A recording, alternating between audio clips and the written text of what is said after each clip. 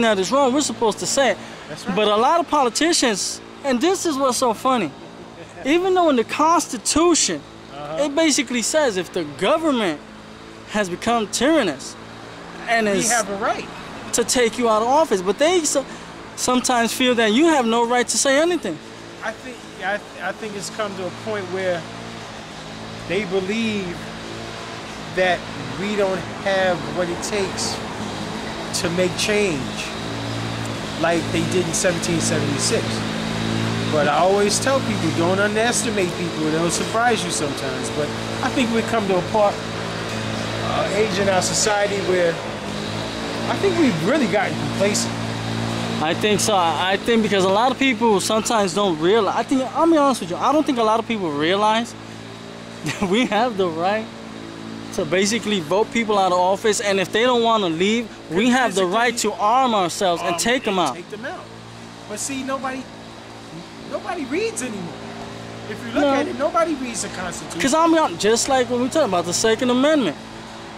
You have the right to bear arms. Oh, I need to film you. Okay. Do I have to hold something down? Yeah. No, just.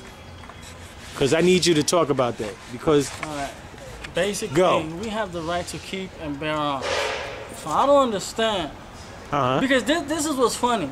People always want to talk about, yes, we have the right to free speech, blah, blah, blah. Even Rosie O'Donnell one time attacked, I forget his name right Tom now. Selleck. Tom Selleck, there you go, thank you. Because he's a member of the NRA. Because he's a member of the NRA. And, you know, he says, I am the NRA. He loves his freedom to own a gun. That's right. And she attacked him, and this is what's funny. People say, she tried to say that we only had the right to keep and bear arms basically because it was muskets. Now that sounds like an uneducated statement right there. You know, it was back then. Yeah. So that we needed that back then. So we can even go further back. How about rocks and clubs? This is my thing though. The Second Amendment. Even though it's called the Second. Yeah. Which is after the first. First freedom. Yeah, exactly. Because the right to keep and bear arms was around before the Constitution was even made. That's right. So if the Second Amendment is no longer, you know, we don't need it anymore, then maybe we don't need the right to free speech, and so she could lose her job. Well, she doesn't have that show anymore. Well, exactly. Well, she did that herself.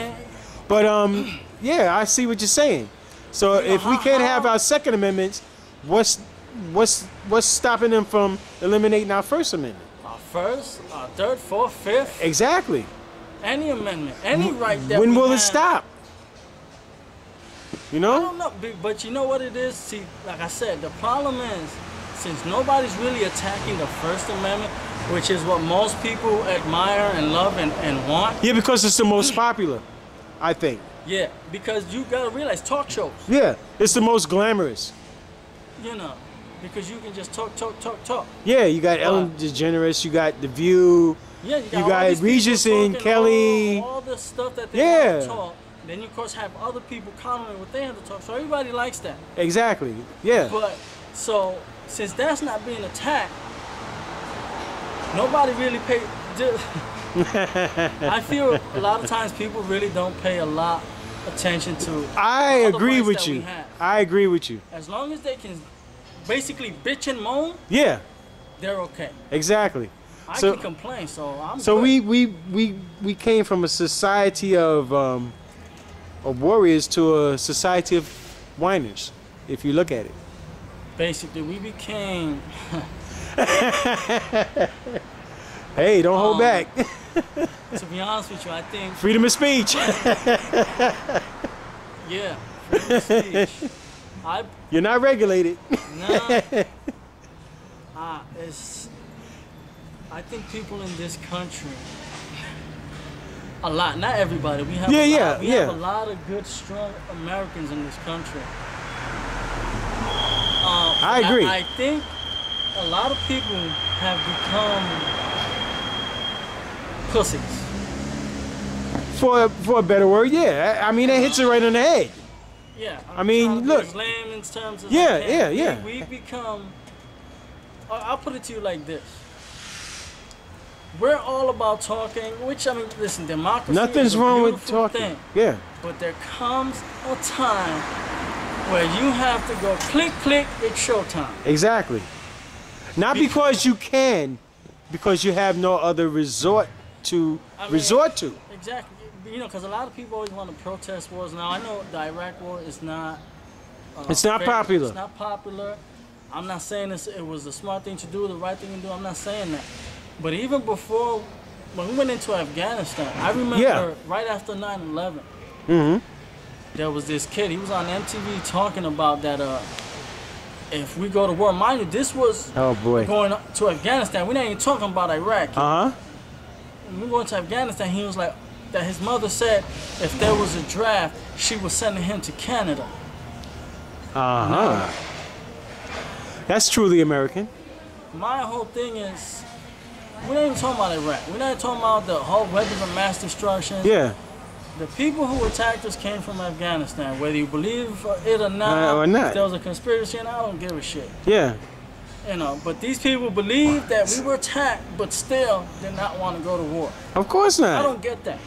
Because we're an advanced society, we're supposed to be above that. I mean, I don't know. It's bullshit. If I get slapped, I ain't gonna wait for you to slap me again. I'm not gonna say let's talk about it. No. Well, how does that make you feel? What is this, the Dr. Phil era?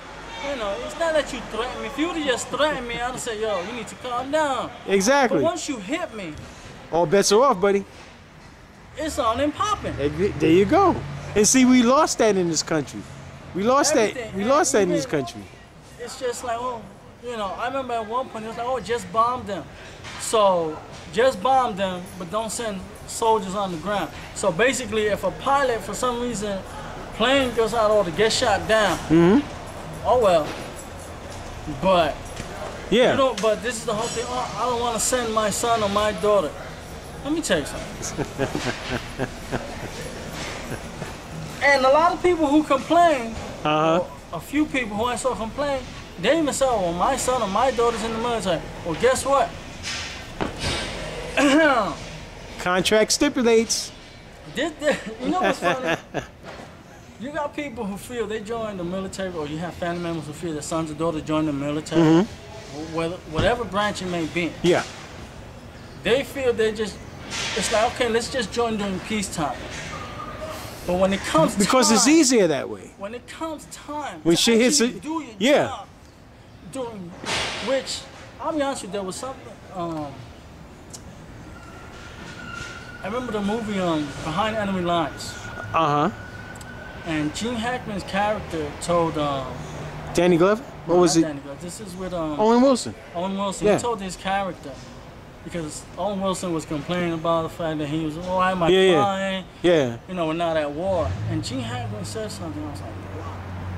And he said, unless we're parked in whatever base, whatever, when we're out at sea, we are at war. That's right. So that's the first thing a lot of people need to realize. Yeah. When your loved one is deployed, even if it's for training, he's at war. He's at war because he could get called from that training and sent into a conflict. First of all, what do you think he's training for? Exactly. So, exactly. What? Bake some cakes? I don't think so. No. He joined, and guess what? If we're at war, we're at war. You signed the contract. You signed that contract. What kind of punk bitch shit is it that you feel, oh, I just joined to go to college. Yeah. So they paid for it. Well, guess what? You really gonna pay for that college education. You damn right, with your blood. That's the way that's the way it is. I mean, come on. If you're in a warrior environment, you have to act like a warrior. You can't act like a rational person and a warrior at the same time. It doesn't mix. It's like oil and vinegar. If you're a soldier, you do soldier things. Yeah, whatever you're doing, whatever it is to help, whether it's folding clothes. That's it. If that's your job and you have to do it in Iraq, you be the best, like they always say, be the best you can be all you can be. That's right. But now it's all about, let me just serve my time and get out. You know, when yeah, it's like college. I do my couple of years and I get out. Can I get me a job in the civilian life? But they want to complain and ask, oh, why am I going to war? But that's how. Why that's you sending my child to war. Guess what? That's what a soldier does. That's right. Whether he's in the Since Navy, the beginning of time. Marines, Doesn't Army, matter.